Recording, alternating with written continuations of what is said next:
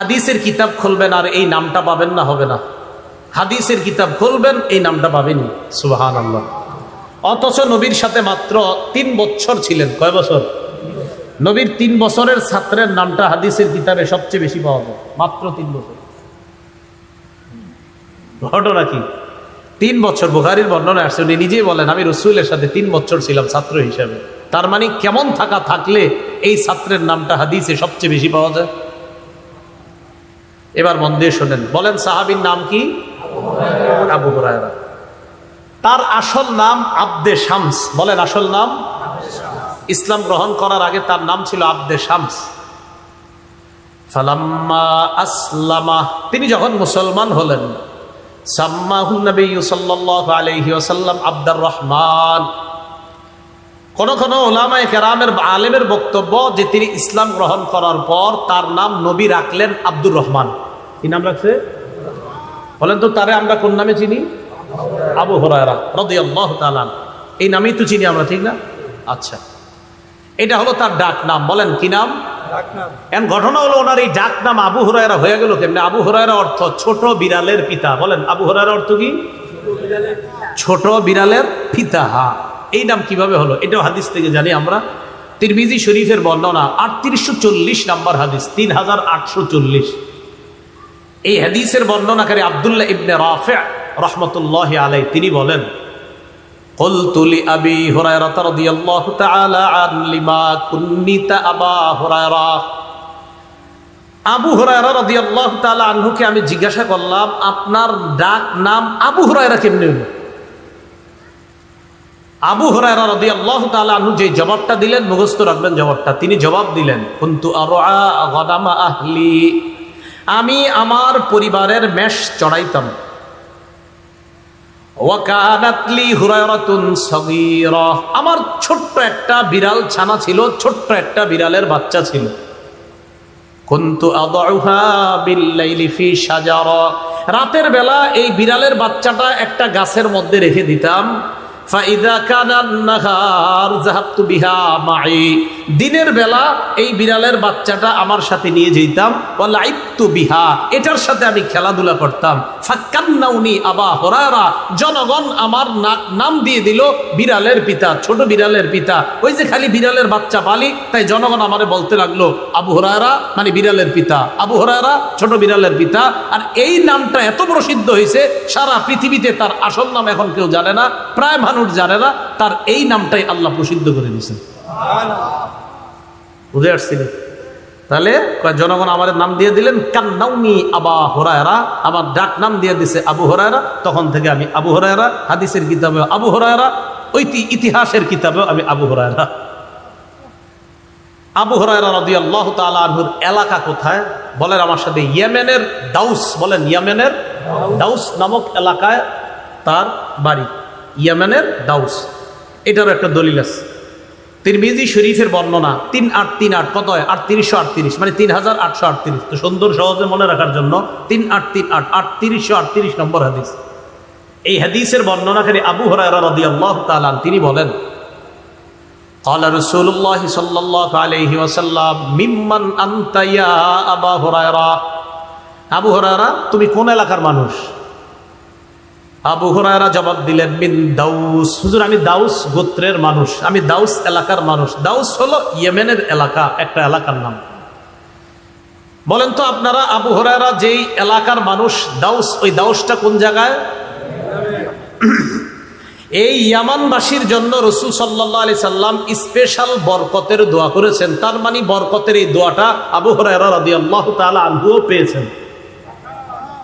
সহিহ বুখারীর 7094 নম্বর হাদিসের বর্ণনা। এই হাদিসের বর্ণনাকারী আব্দুল্লাহ ইবনে ওমর রাদিয়াল্লাহু তাআলা আনহুমা।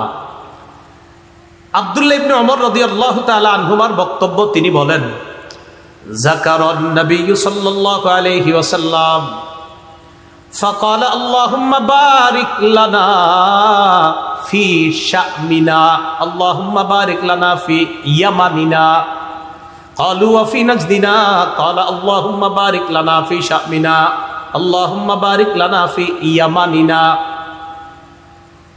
রাসূলুল্লাহ সাল্লাল্লাহু আলাইহি সাল্লাম বললেন, আল্লাহ আপনি আমাদের শামে বরকত দেন, আমাদের ইয়েমেনে আপনি বরকত দেন। সাহাবীগণ বললেন, হুজুর নজদের জন্য একটু দোয়া করেন। নবী আবার দোয়ায় বললেন, আল্লাহ আপনি আমাদের শাম মানে বর্তমান সিরিয়া, আল্লাহ আপনি সিরিয়ায় বরকত দেন, ইয়েমানে বরকত দেন। সাহাবীগণ বললেন, হুজুর নজদের বরকতের দোয়া করেন। নবীজি তৃতীয়বার বলার পর বললেন, হুনাকা জালাজিল ওয়াল ফিতান, আরে নজদের মধ্যে প্রচুর পরিমাণ ভূমিকম্প হবে, ফিতনা হবে, বালা মুসিবত আসতে থাকবে, অবিহা ইয়াতলু করনু শায়তান, আর সেখান থেকে শয়তানের শিং উদিত হবে। এজন্য সেই এলাকার জন্য দোয়া করলেন না। বুঝাইতে চাইলাম আবু হুরায়রা রাদিয়াল্লাহু তাআলা আনহু যে এলাকার, সেই এলাকার বরকতের দোয়া কে করেছেন? নবীজি। খুব মন দিয়ে বুঝলে আশা করি কেউ আপনাদেরকে ইনশাল্লাহ কথাবার্তা যদি বলে অন্তত বলতে পারবেন যে যেই মানুষটার এলাকার বরকতের দোয়া নবী করলেন, এই মানুষটার সমালোচনা তুমি কিভাবে করো। এই তো গেল তার এলাকা। এবার আসেন তার খাদ্য। আবু হুরায়রা রাদিয়াল্লাহু তাআলা আনহুর খাদ্য, এই খাদ্যে যেন বরকত হয় এই দোয়াও নবী করছেন। তিরমিজি শরীফের বর্ণনা 3839 মানে 3839 এই হাদিসের মধ্যে আসছে, রাসূলুল্লাহ সাল্লাল্লাহু আলাইহি ওয়াসাল্লাম এক জায়গায় অবস্থান করতেছে। আবু হুরায়রা রাদিয়াল্লাহু তাআলা আনহু নবীজির কাছে আসলেন। আবু হুরায়রা রাদিয়াল্লাহু তাআলা আনহু বলেন, আতাইতু রাসূলুল্লাহি সাল্লাল্লাহু আলাইহি ওয়াসাল্লাম বিতামারাত, আমি রাসূলুল্লাহ সাল্লাল্লাহু আলাইহি সাল্লামের কাছে কিছু খেজুর নিয়ে আসলাম। খেজুরগুলা একটা মিজওয়াদের মধ্যে ছিল। আরবিতে মিজওয়াদ এর অর্থ হলো থলে বা একটা পাত্র, এই পাত্রের মধ্যে খেজুরগুলা ছিল। খুব বুঝেন, তিরমিজির 3839 নম্বর হাদিস। তো নবীজির কাছে আইসা আমি বললাম, উদুল্লাহ, হুজুর আল্লাহর কাছে একটু দোয়া করেন। তো কি দোয়া করবো? হুজুর আল্লাহর কাছে দোয়া করেন আল্লাহ যেন এটার মধ্যে বরকত দেয়। উদুল্লাহ ফিহিন্না বিল বারাকা, আপনি আমার এই খেজুরগুলাতে যাতে প্রচুর বরকত হয় এই দোয়াটা আপনি আল্লাহর কাছে করেন। একটু বুঝেন, আবু বকর সিদ্দিক রাদিয়াল্লাহু তাআলা আনহু খলিফা ছিলেন প্রায় 2 বছর ধরে আমরা, বা একটু কম বেশি। ওমর ফারুক ছিলেন 10 বছর, ওসমান 11-12 বছর, 12 যদি ধরি, 10 আর 12 22, আবু বকরের 2 প্রায় 24। তো একটু বুঝে নিবার, রাসূলুল্লাহ সাল্লাল্লাহু আলাইহি সাল্লামের কাছে আবু হুরায়রা আসছে। দেখেন মনে রাখবেন কিন্তু আবু বকরের খেলাফত, ওমরের খেলাফত, ওসমানের খেলাফত। কেন বললাম একটু পরে বুঝবেন। আবু হুরায়রা রাদিয়াল্লাহু তাআলা আনহু খেজুর নিয়ে আসলেন, বললেন হুজুর বরকতের দোয়া করেন।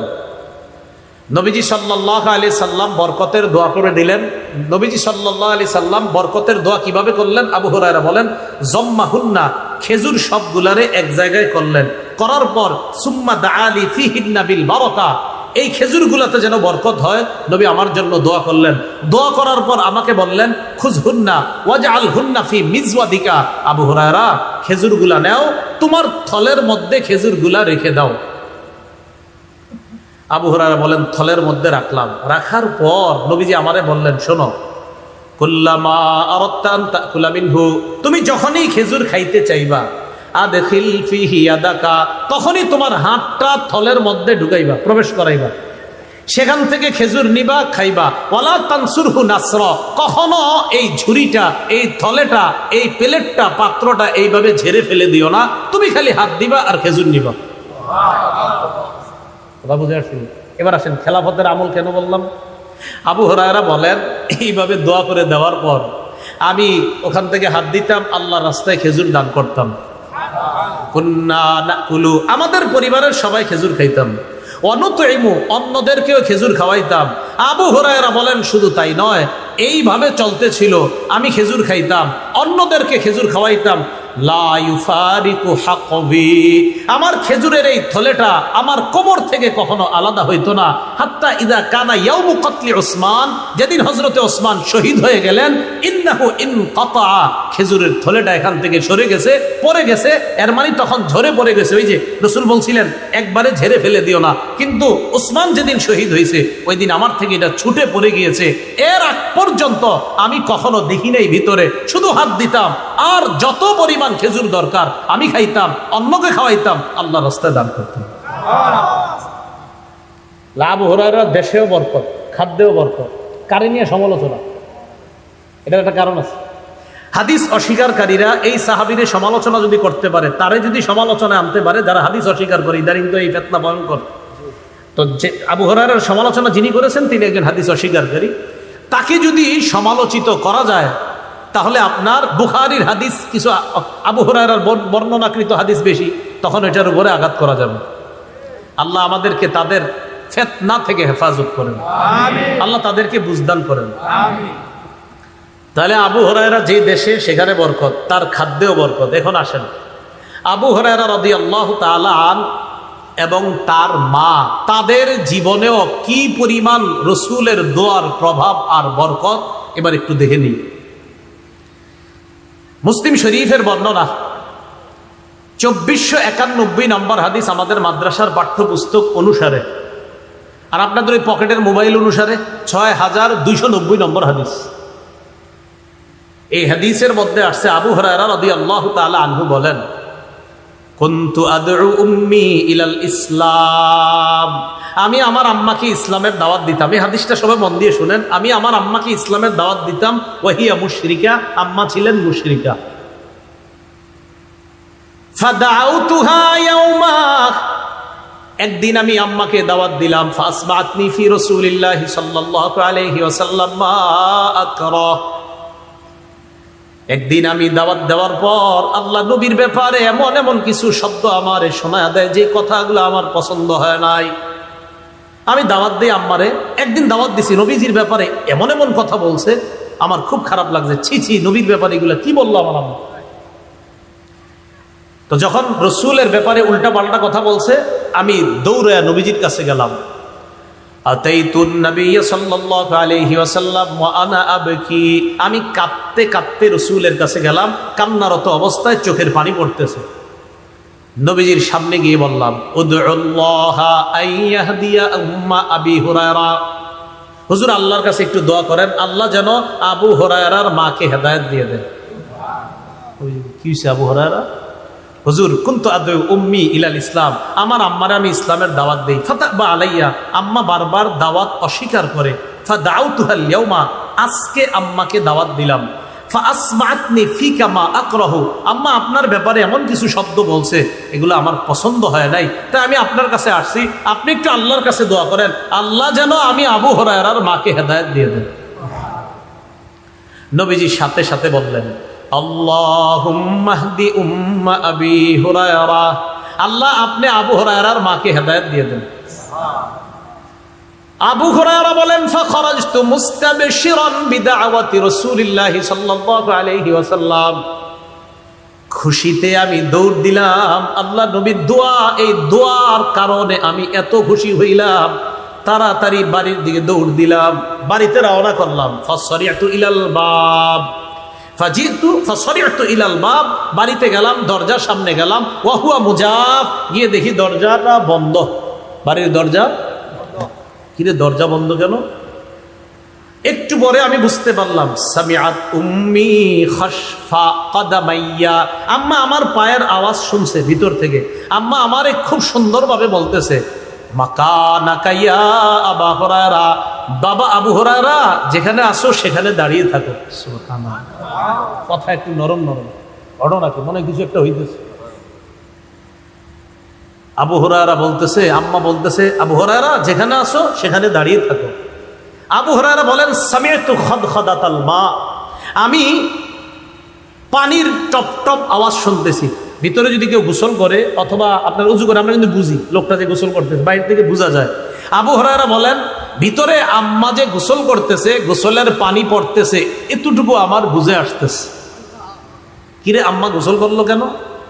আবু হুরায়রা বলেন, আম্মা গোসল করলেন, ইগতাসালাত, গোসল করলেন, ওয়ালাবিসাত দিরআহা, চাদর বললেন, ওয়াজিলাত আন খিমারিহা, তাড়াতাড়ি ওড়নাটা পেঁচাইতে পেঁচাইতে, ফাতাহাতিল বাব, দরজাটা খুইলা, আমি সামনে দাঁড়ানো, আম্মা দরজা খুলেই বলতেছে, আশহাদু আল্লা ইলাহা ইল্লাল্লাহ ওয়া আন্না মুহাম্মাদার রাসূলুল্লাহ, আমি সাক্ষ্য দিচ্ছি আল্লাহ ছাড়া কোনো ইলাহ নাই, মুহাম্মদ সাল্লাল্লাহু আলাইহি সাল্লাম আল্লাহর রাসূল। সুবহানাল্লাহ।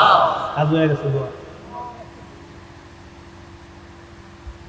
তো যেই সাহাবী আর তার মা এই অবস্থা হয়েছে, এবার দেখেন পুরাটা শেষ হয়নি। আবু হুরায়রা যখন মা এটা বলছে, ঘরে না ঢুইকা আবার দৌড় নবীজির কাছে। আগের বার দৌড় দিছে, যাওয়ার পরে কি অবস্থায় ছিল? চোখের পানি। আবু হুরায়রা বলেন, আজকে যে আমি গেলাম, এই যে এখন যে আবার গেলাম আম্মার সামনে থেকে, ও আনা আবকি মিনাল ফারাহ, এখনো কাঁদতেছি। তবে এটা খুশির কান্না। আগে গেছি কাঁদতেছি, এখনো কাঁদতেছি, এটা খুশির কান্না। আমি নবীজির কাছে গিয়ে বললাম, ইয়া রাসূলুল্লাহ, সুসংবাদ গ্রহণ করেন, ইস্তাজাবাল্লাহু দাওয়াতাক, আল্লাহ আপনার দোয়া কবুল করেছেন। ওয়া হাদা উম্মা আবি হুরায়রা, আবু হুরায়রার মাকে আল্লাহ হেদায়েত দিয়েছে। নবীজি হামিদাল্লাহ, আল্লাহর প্রশংসা করলেন, ওয়াসনা আলাই, এবং আল্লাহর শুকরিয়া আদায় করে প্রশংসা সুলভ কিছু বাক্য বললেন। আবু হুরায়রা রাদিয়াল্লাহু তাআলা আনহু বলেন, ইয়া রাসূলুল্লাহ, আরেকটা আবদার ছিল আপনার কাছে। কি আবদার? তোমার আম্মা মুসলমান হয়েছে, আর কি? উদউল্লাহ, হুজুর আল্লাহর কাছে আরেকটা দোয়া করেন। কি? উদউল্লাহ আইয়ুহাব্বিবানি আনা ওয়া উম্মি ইলা ইবাদিহিল মুমিনিন ওয়া ইউহাব্বিবাহুম ইলাইনা। ইয়া রাসূলুল্লাহ, আল্লাহর কাছে আপনি দোয়া করেন, আল্লাহ যেন আমাকে আর আমার মাকে পুরা দুনিয়ার সমস্ত ইমানদারদের কাছে ভালোবাসার পাত্র বানায়া দেয়। হুজুর আল্লাহর একটু বলেন, আমাকে আর আমার আম্মাকে আল্লাহ যেন গোটা জগতের সব মুমিনদের কাছে মহব্বতের পাত্র বানায় দেয়। এই জন্য ওলামায়ে কেরামদেরকে জিজ্ঞাসা করবেন, আবু হুরায়রা রাদিয়াল্লাহু তাআলা আনহুর নামটা ওলামায়ে কেরাম আমরা সবাই যখন পড়ি এত শ্রদ্ধার সাথে, এত একটা ভালো লাগা কাজ করে কেন? ওই যে নবী আল্লাহর কাছে দোয়া করছে।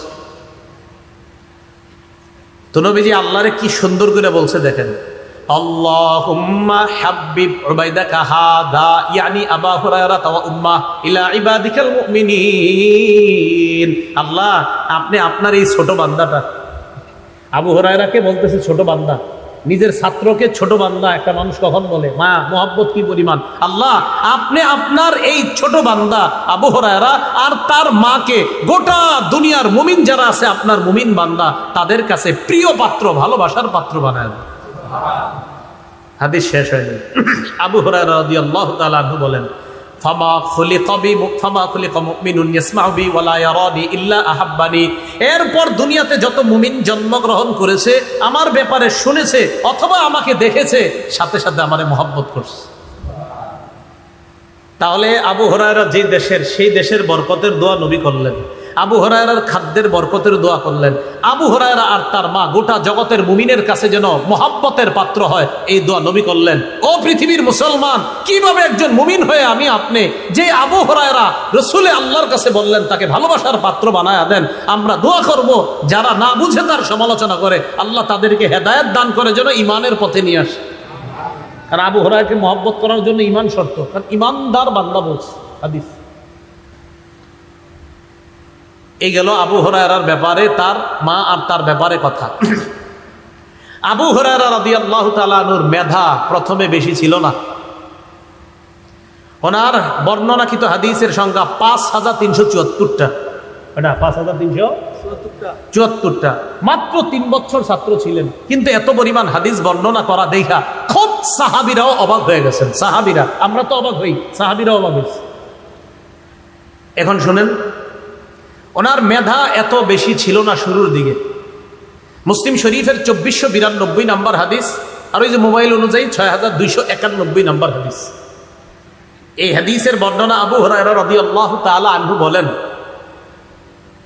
ইন্নাকুম তাজউমুনা আন্না আবু হুরায়রা ইউকসিরুল হাদিস আন রাসূলিল্লাহি সাল্লাল্লাহু আলাইহি ওয়াসাল্লাম। তোমরা মনে করো আবু হুরায়রা আল্লাহ রাসূল থেকে এত পরিমাণ হাদিস কিভাবে বর্ণনা করলো, এটা তোমাদের অনেকের ধারণা। যেমন আমরাও চিন্তা করি আবু হুরায়রা মাত্র 3 বছরের ছাত্র, এত হাদিস কিভাবে? তো ওই যুগেও এরকম ছিল। আবু হুরায়রা বলেন, শোনো তোমরা, ইন্নী কুনতু রাজুলান মিসকিনা, আমি ছিলাম একজন অসহায় মানুষ। আমি একজন অসহায় মানুষ ছিলাম। কানাল মুহাজিরুনা ইয়াশগুলুকুমুস সাকু বিল আসওয়াক, মুহাজিররা বাজারে ব্যবসা বাণিজ্য নিয়ে ব্যস্ত থাকতো। ওয়া কানাতিল আনসার ইয়াশগুলুকুমুল কিয়ামু আলা আমওয়ালিহিম, আনসাররা তাদের ক্ষেত খামারের ফসল ইত্যাদি এই সমস্ত সম্পদ রক্ষণাবেক্ষণে তারা ব্যস্ত ছিল। মুহাজিররা বাজারে ব্যবসা বাণিজ্যে ব্যস্ত থাকতো, আনসাররা সম্পদ রক্ষণাবেক্ষণ করতে ব্যস্ত থাকতো। আর আমি আবু হুরায়রা অসহায় মানুষ, যেহেতু আমার কোনো কাজ নাই, আমি সারাক্ষণ রাসূলের সাথে থাকতাম। একদিন নবীজি বললেন কি, নবীজি সাল্লাল্লাহু আলাইহি সাল্লাম একদিন বললেন, মাইয়াবসুতু সাওবা, এই কে আছে তার কাপড় বিছায়া দিবে? একদিন বললেন, কে আছে তার কাপড়টা বিছায়া দিবে? কয় কেন? কাফালাইয়ানসা শাইআ, কয় যে আজকে তার কাপড় বিছাবে আজকের পরে সে আর কিছু ভুলবে না। আবু হুরায়রা রাদিয়াল্লাহু তাআলা আনহু বলেন, বাসাততু সাওবি, আমি আমার কাপড়ের আঁচল তাড়াতাড়ি বিছায়া দিলাম, একবার না, অথবা একটা কাপড় মনে করেন বিছায়া দিলাম। বিছায়া দেওয়ার পর, এটা হলো মুসলিম শরীফের বর্ণনা, এটা মুসলিম শরীফের বর্ণনা। বুখারীর বর্ণনা 119 নম্বর হাদিসের বর্ণনা। আবু হুরায়রা নবীজিকে বললেন, ইয়া রাসূলুল্লাহ, সামিআতু মিনকা হাদিসান কাসীরা ওয়া আনসা, হুজুর আপনার থেকে এত হাদিস শুনি আমি, কিন্তু ভুলে যাই। আপনার থেকে প্রচুর পরিমাণ হাদিস শুনি, কিন্তু আমি ভুলে যাই। নবীজি বললেন, উবসুত রিদাআক, আবু হুরায়রা তোমার চাদরটা বিছাও। আবু হুরায়রা বলেন, আমি আমার চাদরটা বিছাইলাম। সবাই তাকান, মনে করেন এটা চাদর। বিছাইলাম, বিছানোর পর আমার দুই হাতের দিকে তাকাইতে হবে। চাদর বিছানোর পর, চাদর বিছানোর পর গরফা বিয়াদাইহি, নবীজি দুই হাত দিয়ে এইভাবে কি জানি ঢাললেন, কিছু না, কিন্তু হাতে কিছু নেই, এরকম করছে। এইভাবে করার পর নবী বললেন, আবু হুরায়রা জুম্মু, এটা পেঁচাও। তো এইভাবে পেঁচাইলাম, পেঁচানোর পর বললেন, এবার তোমার সাথে মিলাও। বুখারীতে আছে ফাযযামামতু ইলাইয়া, বুখারী শরীফের 119 নম্বর হাদিসের মূল কিতাবে উলামায়ে কেরাম দেখবেন বাইনা সাত্রাইনে ছোট্ট করে লেখা আছে, ইলা সাদরি, আমি এই কাপড়টাকে আমার বুকের সাথে মিলাইলাম। শোনো দুনিয়ার মানুষ, ফামা নাসিতু শাইআন বাদা, আনসাররা তাদের সম্পদ নিয়ে ব্যস্ত থাকতো, মুহাজিররা তাদের ব্যবসা নিয়ে ব্যস্ত থাকতো, আমি রসুলের সাথে লেগে থাকতাম। রসুল একদিন চাদরে কি দিলেন তাও জানি না, বললেন চাদর বুকের সাথে মিলাও, আমি মিলাইলাম। ফামা নাসিতু শাইআন বাদা, ওই দিনের পরে আমি আর কোনো কিছু ভুলি না। বুঝাইছি কেন বেশি? তাহলে আবু হুরায়রার দেশও বরকতি, খাদ্য বরকতি, তার মায়ের জীবনও বরকতি, শুধু তাই না, তার মেধাটাও বরকতি মেধা। কারে নিয়ে সমালোচনা করেন? আল্লাহ বুঝার তৌফিক দান করেন। আবু হুরায়রা রাদিয়াল্লাহু তাআলা আনহুর ইলমের প্রতি কেমন আগ্রহ, হাদিসের প্রতি, চলেন নবীর মুখ থেকে শুনি। নবী খোদ সাক্ষী দিছে আবু হুরায়রার যে হাদিসের প্রতি কি পরিমাণ আগ্রহ। সহিহ বুখারীর 99 নম্বর হাদিস, এই হাদিসের মধ্যে আসছে, আবু হুরায়রা রাদিয়াল্লাহু তাআলা নবীজিকে প্রশ্ন করলেন, হাদিসটা শুনেন, মান আসআদুন নাসি বিশাফাআতিকা ইয়া রাসূলুল্লাহ, হুজুর আপনার কাছে জানতে চাই, কিয়ামতের ময়দানে আপনার সুপারিশের মাধ্যমে সবচেয়ে কোন মানুষটা সৌভাগ্যবান হবে, আমি আপনার কাছে জানতে চাই। প্রশ্ন বুঝে আসছিনি? আবার বলছি, ইয়া রাসূলুল্লাহ, কিয়ামতের ময়দানে আপনার সুপারিশের মাধ্যমে কোন ব্যক্তিটা সবচেয়ে সৌভাগ্যবান হবে? নবীজি জবাবটা কি দিলেন আগে শোনেন। আবু হুরায়রা, লাকাদ জানান্তু আল্লা ইয়াসআলানি আহাদুন আউয়ালু মিনকা, আবু হুরায়রা আমি জানতাম এই জাতীয় প্রশ্ন তোমার আগে অন্য কেউ করতে পারে না। আমি জানতাম আমার আবু হুরায়রার পক্ষেই এই জাতীয় প্রশ্ন করা সম্ভব। কয় কেন জানো? লিমা রাআইতু মিন হিরসিকা আলাল হাদিস, কারণ আবু হুরায়রা আমি দেখছি অন্যান্যদের চাইতে হাদিসের প্রতি তোমার আগ্রহ কি পরিমাণ বেশি। এটা কার বক্তব্য? নবী বলতেছে, আবু হুরায়রা এই প্রশ্ন যে তুমি করবা এটা আমি ধারণা করছি, কারণ এই জাতীয় প্রশ্ন তো আমার আবু হুরায়রাই করতে পারে।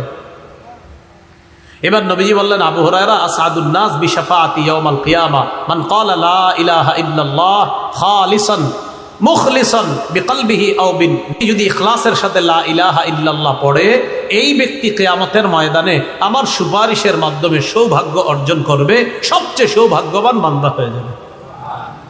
তো আবু হুরায়রা রাদিয়াল্লাহু তাআলা আনহুর হাদিসের প্রতি আগ্রহ, এটা রাসূল সাল্লাল্লাহু আলাইহি সাল্লাম বলে দিলেন যে সাহাবীর দেশের মধ্যেও বরকত, যে সাহাবীর খাদ্যে বরকত, যে সাহাবীর জীবন তার মায়ের জীবনও বরকতি জীবন, যে সাহাবীর মেধাটাও বরকতি মেধা, যে সাহাবীর হাদিসের প্রতি আগ্রহের সাক্ষী খুদ রাসূল সাল্লাল্লাহু আলাইহি সাল্লাম দিয়েছেন, হাদিসের ক্ষেত্রে তাকে সমালোচনা করার অর্থ হলো নিঃসন্দেহে গোপনে কোনো ষড়যন্ত্র আছে।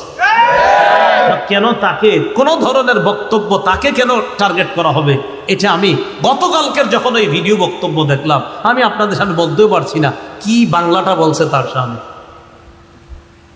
আল্লাহ আমাদেরকে হেফাজত করেন। সাহাবীরা কার নির্বাচিত বান্দা? সাহাবীগণের প্রতি সন্তুষ্ট কে? সাহাবীগণ এই উম্মতের জন্য জানি কি নিরাপদ, সাহাবীগণ এই উম্মতের জন্য কল্যাণ। সাহাবীদের মর্যাদা হেফাজত করা রসুলের হুকুম, সাহাবীদেরকে গালি দেওয়া হারাম, সাহাবীদেরকে গালি দেওয়া রসুলের নিষেধ। রসুল্লাহ সাল্লাল্লাহু আলাইহি সাল্লামের বিখ্যাত সাহাবী আবু হুরায়রার জীবন বরকতি, দেশ বরকতি, হায়াত বরকতি, খাদ্য বরকতি, মেধাটাও বরকতি, হাদিসের প্রতি তার আগ্রহ রসুল্লাহ সাল্লাল্লাহু আলাইহি সাল্লামের সাক্ষী। আল্লাহ পাক রব্বুল আলামিন আমাদের সকলকে যে কথাগুলো বললাম শুনলাম এর উপর আমল করার তৌফিক দান করেন। আমিন ওয়া আখিরু দাওয়ানা আলহামদুলিল্লাহি রাব্বিল আলামিন। গুনাহ থেকে বাঁচার কি উপায়? গুনাহ থেকে বাঁচার উপায়, মোবাইল কম চালাইবেন। কি কম চালাইবেন? হ্যাঁ, এই যুগে ভিডিও টিডিও কম দেখবেন, গুনাহ থেকে একদম সহজে এটা আর কি এই যুগের জন্য আর কি বলছি না। মোবাইল চালানো না যায় যেটা বলছি না, আপনি না চালায় দেখেন 1 মাস দেখবেন অটোমেটিক গুনাহ চলে যেতেছে। আল্লাহ আমাদের সকলকে কথাগুলা বোঝার তৌফিক দান করেন। আসসালামু আলাইকুম ওয়া রাহমাতুল্লাহি ওয়া বারাকাতুহু।